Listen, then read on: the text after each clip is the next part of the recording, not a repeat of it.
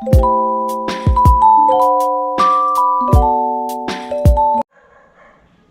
masama mga friends, good Friday, signing on. Vlog lang naman to. Share ko lang sa inyo itong aking product na binibenta sa Lazada and Shopee store ko. Sasaki, yan. Hindi ko alam kung Japan talaga to or OEM. 02-22-13-470 fuel filter. Yan. Yung itong ganitong type, naubos na, ewan ko kung saan nila ginamit. Hindi sila nag-feedback eh. At itong type na to is yung medyo cream type ba ang kulay niya. Yan. Available yan sa Lazada and sa Shopee store ko, sa Saki. Yan. Meron namang arrow yan. Saan ba yung arrow yan? Yan to. Yan. Last pair na to kasi ginamit ko na itong isa nito sa Kimco Suprade ko 125cc 2009 model, at regalo ko na rin sa kanya since 13 years old na siya. Ayan. Ang kailangan natin is siyempre gunting and for extra safety tie wrap, since yung mga ano niyan is ano na 13 years old na. And pang ipit, lagyan nyo na ng tela or kahon. Hindi ko na binlag yung pag install. Bigyan ko na kayo. Then long nose, at ito yung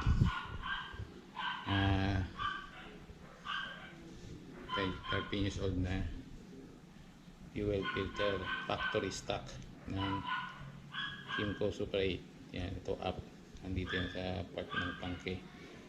Merong arrow down dito kung may papuntang carb. Yan, angat na natin itong upuan.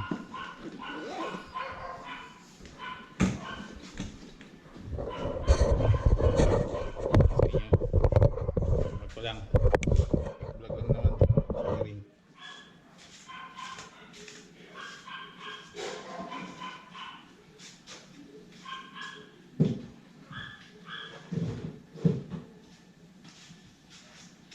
Mainit.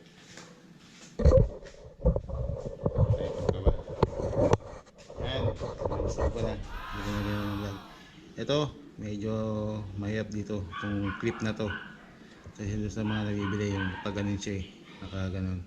Ewan ko lang kung may pang special tool na pang ang buka dyan, bahala na kayong dumiskarte. Ngayon nalagyan ko na lang siya ng tie wrap, at since itong fuel line ko is medyo tagal na nga, 13 years old, madali ko na siyang may pasok dito sa part na to. Dito medyo mahirap kasi hindi sa ano yung dulo niya.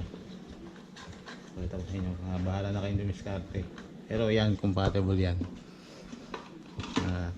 Natest ko na rin, sinare ko lang sa inyo. Yan, yung dulo nito medyo meron siyang patulis dito sa part na to, medyo wala. Tiyagaan na lang din yan, parehas lang yan. At ingat lang din, pag hindi kaya dahil nyo sa Kimco Expert Mechanic. Yan, Sasaki fuel filter, balikan ko lang siya ng tie wrap. Balikan ko kayo, one month team lang tayo. Road test ko lang tong aking fuel filter na kinabit kay Ronmid as a gift sa kanya for 13 years of service. Ayun, almost empty na tayo, and papultang natin siya. Last na pultang ko nito is May 18, then last fill up ko na partially 728 yata yun. Pop-up ko na sa screen yung dalawa na yun. Ngayon is pultang ko siya uli, sa anniversary niya ngayon.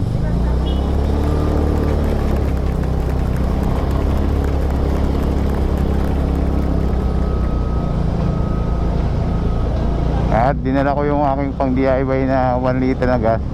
Bala ko sa DIY, baka sakaling maubusan, pero parang hindi naman, backup lang.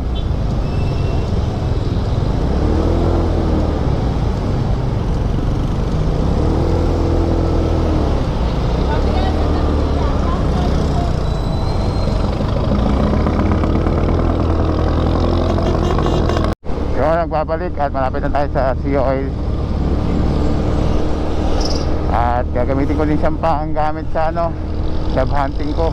Habang medyo matumal ang Lazada yung Shopee store ko ngayon, naghahanap tayo ng part-time job. Yun. At so far okay naman, abot pa naman. Kasi yung nilagay kong fuel filter is malaki. Parang na rin siya. Fuel reserve, no? 6 liters yung tank ng Super 8. Tapos meron kang may ipon dun sa sa fuel filter na siguro mga 200 ml yun. Hindi ko alam yung sukat no basta extra lang siya malaki siya dun sa normal na factory default. Kano kaya gas ngayon? So full tank natin siya ngayon 63.55. Out of stock ang ang unleaded, out of order.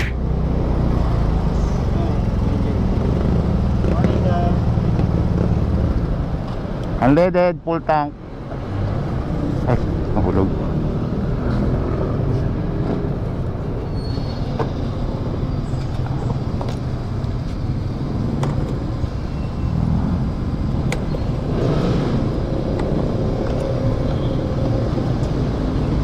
Sa papawin mo lang ang konti.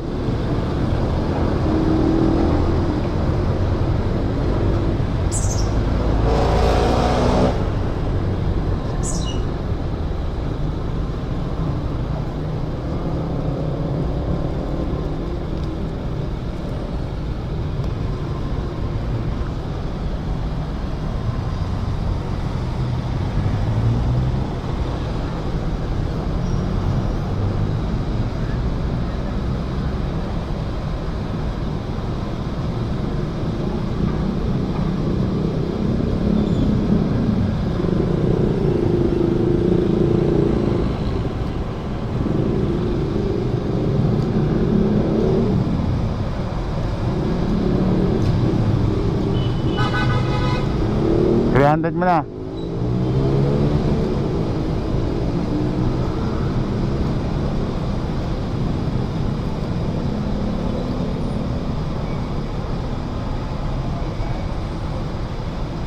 Okay. Yun. First, uli yung magpa-full tank na Ron mid. Nakita ko sa inyo. Kita ko lang ulit na working yung fuel filter na nilagay ko. Mamaya mag-update pa tayo ng atin Although hindi ko na-expect na mileage nito na Ronmid kasi partially lang ako nag-fill up. Last full tank niya is May 18 nga. Yes, last partially fill up niya, ulitin ko lang, May 7.28.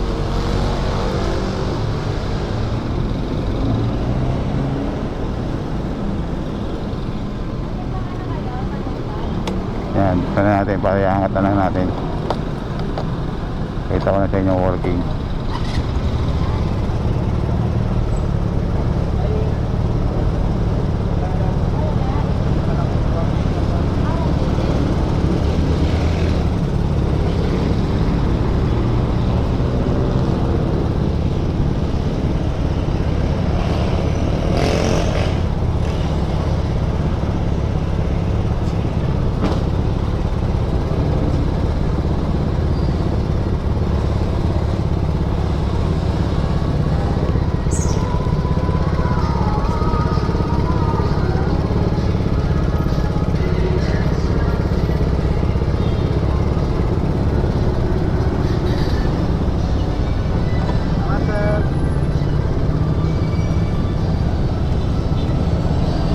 Tulak mo uod. Pakita ko lang sa inyo yung working na air filter. Hindi ko nagamit yung yung pang DIY ko na ayan parang isang fuel na rin okay naman, working naman. Update ko lang yung fuel mileage nito. Eh, record ko pa rin to kahit 13 years old na tong malakas sa gas.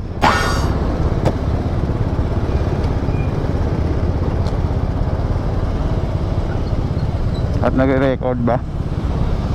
Nag-error minsan tong ano ko ngayon.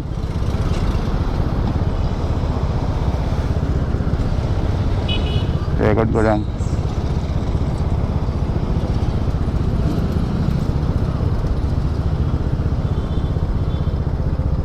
Hopefully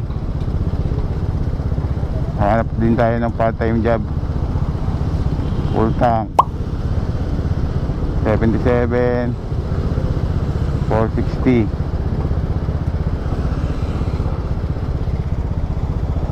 Medyo bumaba ngayon 63 55 300.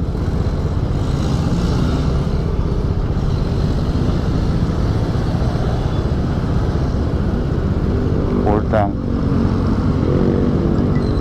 Yan. 24. Hindi naman nagbabago siya mula nung binili ko to. Ganito na to. Pag day city driving, ano nga eh, CDO rate nga, di ba? Nag-umabot pa ng 22. Depende din kasi yan sa city, sa riding style, traffic. Yan. Ito, bira ko lang din itong gamitin na eh. Ngayon siguro gagamit natin siya pang job hunting. Yun, maraming salamat mga kamoto friends. At din-update ko lang kayo sa aking ano, available to sa ano, last stock na. Hindi ko alam kung magre-restock pa ako. Itong model na to, nakinabit ko kay ano, Ron Mid. PM na lang kayo kung interesado kayo, o magre-reorder na lang ako. Magre-restock.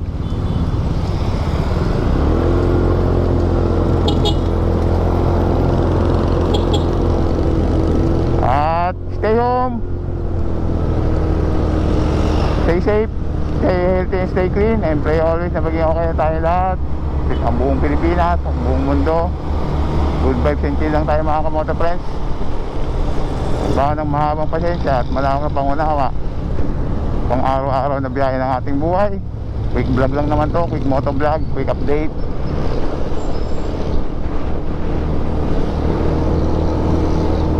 Ride and drive responsibly and safely. Is Scooter Rider here, signing off, and peace out, and see you on my next video upload. Bada bing bada boom.